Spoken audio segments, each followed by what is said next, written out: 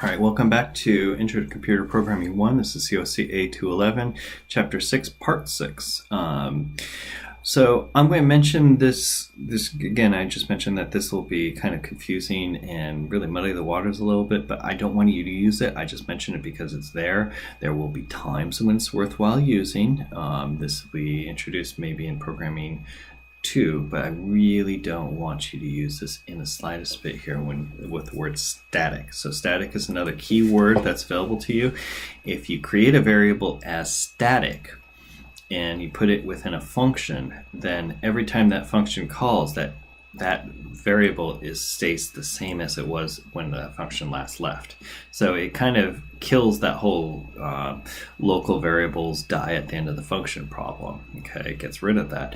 But it causes no end of confusion. Okay, there are times when it's absolutely worthwhile doing it, but basically the contents don't get erased, so it's hard to keep track of what the contents are and make your function work correctly. So I don't want you to ever use static. Do not use static unless you're explicitly told to do so.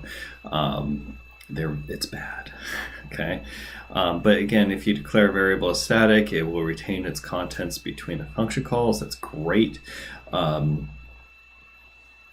they're initializing. You can initialize it once, or if you like, say, static int static value is a variable name, and set it to 4 the first time, set it to equal to 4. It's only going to set to 4 that first time, and if you don't set it, it's going to set it to 0.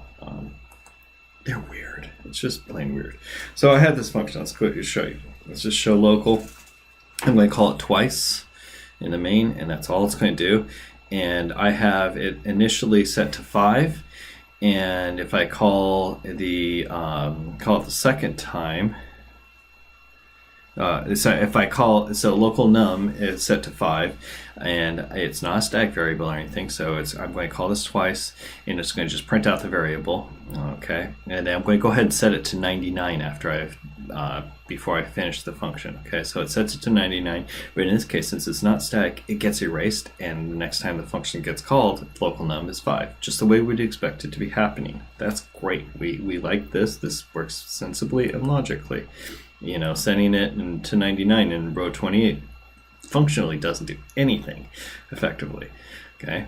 But it, changes it for a few seconds, okay? Now if I redefine this and instead of show local, I have show static as a function name, okay? And that's not the reserve word, but I'm going to call this 5 times, okay? That's what that for loop does.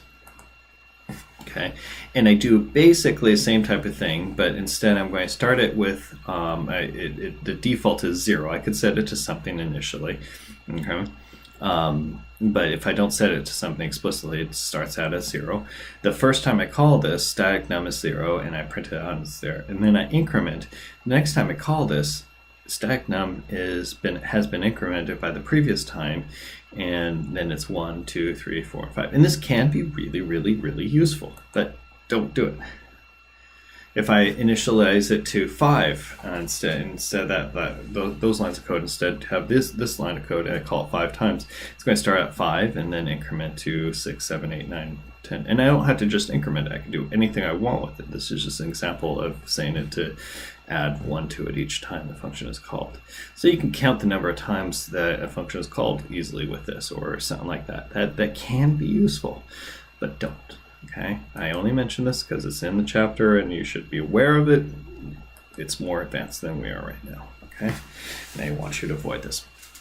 Now this, on the other hand, is really useful. You can set values of arguments to default numbers. Okay, and that can be completely useful, and we do it all the time. So in this case, I have the function called even and odd, and it's taking an int, and I can set it initially to 0, and again put the variable name. Okay, now you do this in a prototype, and this is the one thing that's also different, or the other thing that's different between the prototype and the header.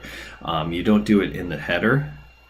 Oh no, you can also. I'm sorry, you do it in the header. You declare both. Do it the same. Make it exactly the same in the header and the prototype. I always get confused about that. So make it the same, but you can set it to equal to some value that is the default value. And if you don't specify the function, like I could call then even or odd without any variable or any data, and it'll just tell me whether 0 is even or odd, which is kind of silly, but still.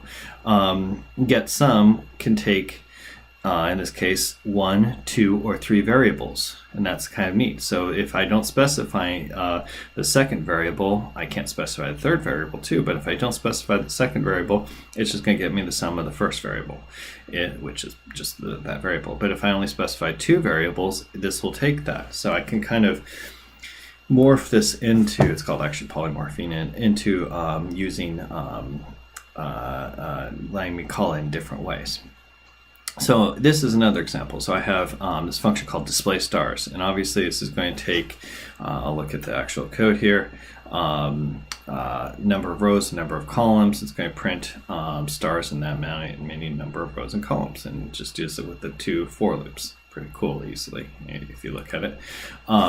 But I can call it without any functions or without any arguments, and it's going to be default to 10 and 1 for rows and columns. If I call it with 1 variable, it's going to default with the rows of 5 and column of 1. And if I call it with 2 explicit variables, it'll change both of them. Okay. Note the order though. I could not use the default value for the second without specifying the first. So I'm sorry, columns and rows, that's why I was getting confused.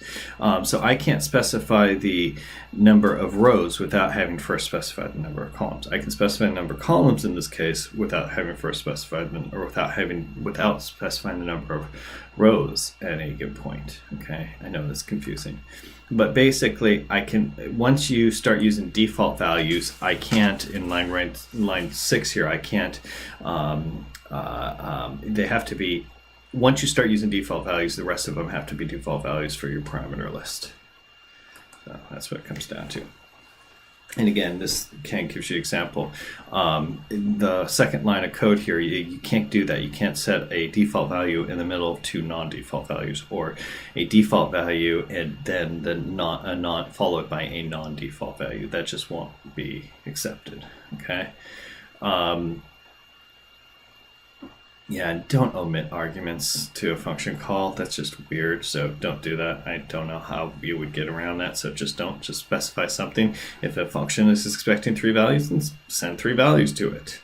The default values just mean that you don't have to send them, so you can kind of get away with sending fewer, but it's not usually a good idea.